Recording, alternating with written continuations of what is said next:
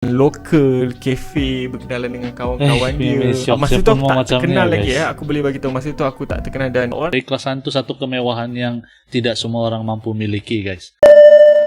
Hello, hai, assalamualaikum. Apa kabar, guys? Selamat datang, selamat bergabung kembali bersama BDT Channel. Terima kasih kepada kalian yang pertama kali nonton dan sudi klik video ini. Buat kalian yang belum bergabung bersama channel ini, silakan bergabung bersama channel ini, guys. Nah, ini merupakan sebuah channel reaction. Saya BDT berasal daripada Borneo, Sabah, guys. Hari ini saya akan menemani kalian semua dalam episode reaction kali ini. Dan video yang saya akan react hari ini, guys, adalah sebuah video yang berjudul Terhutang Budi dengan Orang Indonesia Semasa Aku Tiada Duit di Indonesia.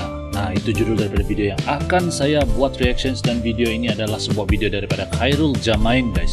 Oke, tanpa berbasa-basi, membuang waktu, kita akan nonton isi kandungan daripada video ini. Let's go. 1, 2.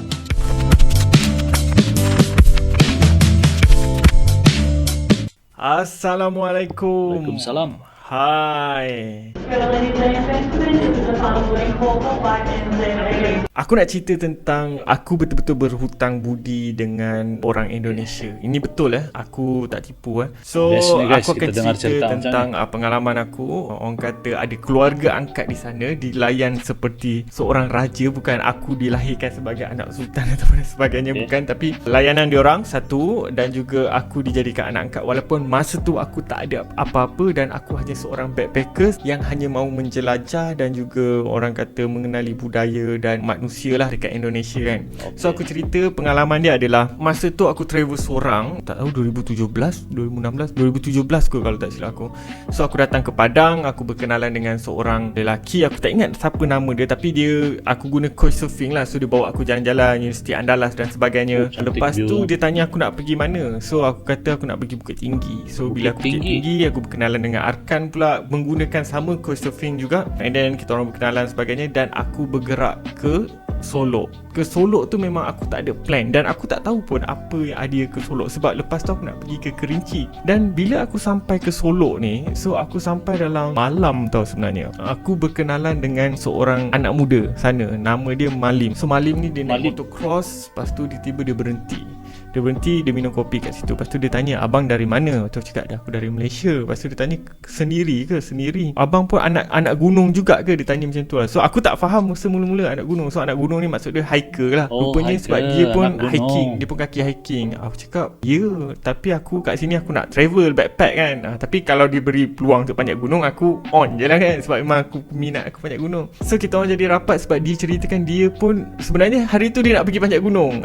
So dia nak pergi panjat ke Gunung Talang masa tu. Lepas tu dia kata dia bagi nombor telefon apa semua, kalau balik singgah Solok. Dia kata kat Solok pun ada banyak tempat menarik. Dia pendekkan cerita, lepas aku balik daripada Kerinci apa semua, Kerinci aku pergi Kerinci, Kayu Aro, Sungai Penuh. Lepas tu aku patah balik ke Solok, aku berjumpa dengan dia, dia bawakan aku dekat rumah dia lah. Dia pergi tinggal, aku rasa seminggu juga aku tinggal dekat rumah dia, kan. So dekat rumah dia seorang dan ada mak dia. So ayah dia dah meninggal lah, kakak dia pun meninggal, dan tinggal dia dengan mak dia. So dia panggil Omak lah, Omak. Sebab sana Minang, orang Minang. Dia berkenalkan aku dengan mak dia, dan aku perasan diorang ni bukannya orang kaya. Diorang ni orang biasa. Rumah serba kekurangan, makan serba kekurangan, toilet serba kekurangan, tapi mereka layan aku seperti mereka ada segalanya dekat rumah tu. Dan aku terharu sebab mak dia berusaha masak untuk aku makanan yang sedap-sedap, kan. Sebab dia kata, oh daripada Malaysia apa semua. Dia suka tetamu datang daripada luar tinggal dekat rumah dia. Sebenarnya dalam seminggu tu berlaku satu gempa bumi kat sana. Sebab dia titik dia dekat Mentawai, tak silap aku, dekat Kepulauan Mentawai, dan rasa gegar sampai pukul 7 pagi, rasa gegar sampai ke Solok. Dia sendiri bagi tahu Solok memang selalu berlaku gempa bumi. And then dia kata Gunung Talang tu gunung berapi lah, tapi yang dah mati. Tapi dia kata sebelum ni dekat Bukit Tinggi, Bukit Tinggi memang ada berlaku gempa bumi lah, dan pernah berlaku letusan gunung berapi juga dekat sana, kan. Dia kata selalu kena. So a good thingnya diorang ni memang terlalu baik pada aku. Walaupun diorang tak ada duit yang banyak, tapi diorang berusaha untuk bawa aku jalan-jalan, pergi tengok beras Solok. Dekat sana famous dengan beras Solok, beras yang berkualiti lah. So dia belikan aku, suruh bawa balik dan sebagainya. So okay, korang cop sekejap. Sebelum tu aku nak ucapkan selamat tahun baru dan terima kasih 2020 kepada korang semua yang telah support aku dan juga tim Cerita Encore. Untuk pengetahuan korang, kita orang ada produk baru yang paling power pernah aku riliskan dan juga Cerita Encore riliskan. Kita orang ada baju Muda Adalah Sejarah van. Sebenarnya ikut dengan sejarah dia, aku tak nak jual. Aku nak letak untuk tim aku je. Tapi sebabkan banyak sangat permintaan, jadi aku riliskan untuk 100 pieces sahaja. Dan juga baju Menjala Matahari, iaitu komuniti bajau laut. Kita memfokuskan kepada komuniti bajau laut. 10% kita akan masukkan ke dalam Impact Tip Malaysia untuk kita bantu komuniti bajau laut di atas air, especially di Sempurna Sabah. Dan juga kita ada bag outdoor, orang kata outdoor bag, outdoor sling bag ni yang aku dah pakai 2 bulan lepas. Sebenarnya aku dah test dan aku rasa berbala untuk orang beli. Dapatkan segera. Thank you siapa yang telah support Cerita Encore sejak dari 2020 hinggalah sekarang. Semoga 2021 memberi rahmat kepada Cerita Encore. Okey, terima kasih. Kita sambung balik cerita tadi. Memang sangat baik lah layanan dia. Dia kenalkan aku dengan kawan-kawan dia yang anak gunung sama-sama. Aku rasa macam mana lah? Aku rasa sedih ketika tu sebab aku tak mampu beri apa-apa. Sebab aku tak ada duit. Ketika aku travel tu, aku tak ada duit yang banyak gila macam, oh terima kasih sebab layan dah, ambil RM100, ambil tak. Sebenarnya Malim ni bekerja dengan kantor government lah, kantor kerajaan kan, kantor pemerintah. Tapi sebagai dispatch, kalau tak silap aku lah, sebagai macam dispatch, penghantar surat dan sebagainya. Dan dibayar gaji RM600 RM600 sebulan. So aku tanya dia, cukup ke RM600? Lepas tu dia kata Alhamdulillah cukup untuk sara mak dia apa semua. Bagi aku dia seorang anak muda yang kuat lah, yang sangat strong lah. So Malim, kalau tengok video ni, aku nak ucapkan terima kasih sebab selama ni bila aku datang ke Solo, kamulah orang yang selalu menjemput, kamulah orang yang selalu ada bersama aku ketika tu. Dan dia sanggup hantar aku ke airport walaupun aku kata jangan aku naik bas pergi airport. Dia kata jangan, biar Malim sendiri yang hantar. Dia kata sebab Malim dah bersama abang, dah Malim nak tengok abang pergi biar depan mata Malim. Luar biasa orang aku Indonesia, rasa guys. terharu gila lah. Aku terharu. Dan sejak lepas tu 2-3 kali aku pergi, memang aku dah akan datang rumah dia dan aku dah menjadi anak angkat dia orang, keluarga angkat dia orang kan. Walaupun aku tak boleh mampu bagi duit pada dia orang, tapi aku terharu sebab aku boleh bagi, orang kata aku mampu memberi senyuman kepada mereka lah. Benda-benda tu yang buat aku rasa macam aku terhutang budi dengan orang Indonesia lah, especially keluarga Malim. Walaupun keluarga dia kecil, keluarga sederhana, serba kekurangan, tapi dia melayan aku macam aku ni sebahagian daripada keluarga mereka lah. Dia bawa aku jalan-jalan, dia pergi bawa aku panjat gunung ni, bermalam dekat gunung ni. Okey, buku aku tajuk Bertuhan di Jalanan tu,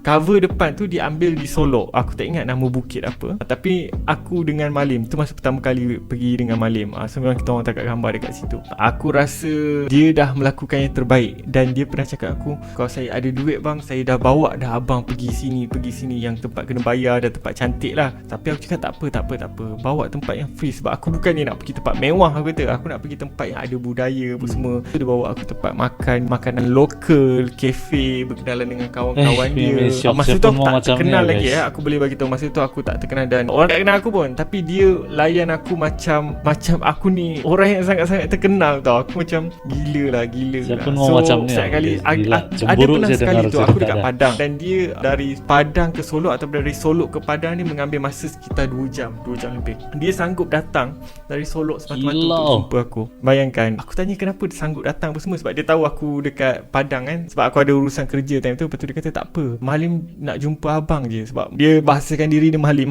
nak jumpa abang sebab Malim dah lama tak jumpa abang. Dan dia selalu cakap dulu, abang kalau abang kahwin nanti Malim nak datang Malaysia, sebab dia tak pernah datang Malaysia. So dia teringin datang Malaysia dan dia teringin nak panjat gunung-gunung dekat Malaysia. Tapi masa aku kahwin tu, sebab aku kahwin bukan kahwin mewah gila kan, so memang sederhana lah. So memang tak tercapai lah hajat dia untuk datang Malaysia untuk tengok aku kahwin sebagainya. Tapi insyaAllah kalau border dah buka, memang aku nak bawa isteri aku, anak aku untuk pergi sana dan bertemu dengan keluarga Malim. Sebab aku rasa aku membesar ataupun pengalaman aku ada sebahagian daripada mereka. Sekali lagi aku nak ucapkan terima kasih kepada orang Indonesia. Ini bukannya propa ke apa, tapi ini ikhlas daripada hati aku. Ikhlas daripada hati aku sebab korang dah layan aku sebaik mungkin. Walaupun ketika tu aku tak ada apa-apa, walaupun gempa, dibawa aku pergi makan durian dan so pergi rumah kawan dia pergi cari durian. Aku rasa terharu lah. Sebab dia nak aku rasa experience lokal tu orang dekat Indonesia sana, sampai dan begini benda baik, yang guys. dia cakap macam satu hari nanti kalau saya ada duit, dia kata dia nak kerja dekat Malaysia, nak cari wang untuk omak dia, untuk emak dia lah kan. So benda-benda tu lah. So aku cakap lah, susah sebenarnya nak bekerja dekat Malaysia kan. Tapi kalau kamu ada semangat, niat kamu betul, silakan lah aku kata kan.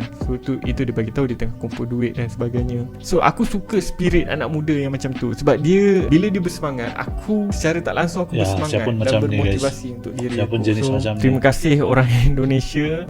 Aku betul-betul berhutang budi dengan orang Indonesia, especially keluarga Malim. Malim, aku harap kau membesar dengan sihat dan kau akan berjaya mencapai apa yang kau inginkan lah pada orang kata kerjaya kau dan apa saja. Okay, insyaAllah lepas COVID ni, lepas reda and then border buka, aku akan bawa anak bini aku untuk jumpa keluarga Malim lah dekat Padang ataupun dekat Solok, Indonesia. So kita doakan supaya dunia akan sihat dan semakin pulih dan akan menjadi indah semula. Okay, itu saja. Assalamualaikum. Waalaikumsalam. Bye bye. Kehidupan ini. Gila, ini betul-betul cerita yang best lah guys. Jadi itulah, orang Indonesia ni memang terkenal ramah, tapi cerita ni ini betul-betul saya terharu guys. Mereka dijumpa keluarga si Malim tadi yang serba kekurangan tapi cukup untuk memberikan dia segala-gala. Jadi dengan keikhlasan tu kan, luar biasa sekali. Dengan keikhlasan yang diberikan itu, dia terasa sangat macam mewah lah. Keikhlasan itu satu kemewahan yang tidak semua orang mampu miliki guys. Nah itulah. Jadi saya rasa sampai di sinilah video saya guys. Jadi sangat luar biasa sekali. Saya pun sebenarnya sudah terpasang niat nih mau pergi Indonesia nih, mau pergi berjalan-jalan nanti. Insyaallah kalau ada rezeki, kalau cukup dana, pasti akan saya jalan juga ke Indonesia. Memang luar biasa. Ini bukan propa guys, ini bukan propa. Gila. Nah, jadi saya rasa sampai di sini saja video saya pada kali ini. Terima kasih kalian sudi nonton, sudi bergabung bersama channel ini. Terima kasih. Dan macam biasa guys, kiranya kalian sudi bergabunglah bersama channel ini. Oke? Kita akan berjumpa lagi di video yang akan datang. Salam santun, salam damai, salam silaturahmi. Assalamualaikum, salam Nusantara. Oh, sebelum saya lupa, video ini saranan daripada Muhammad Fadil. Oke guys, bye.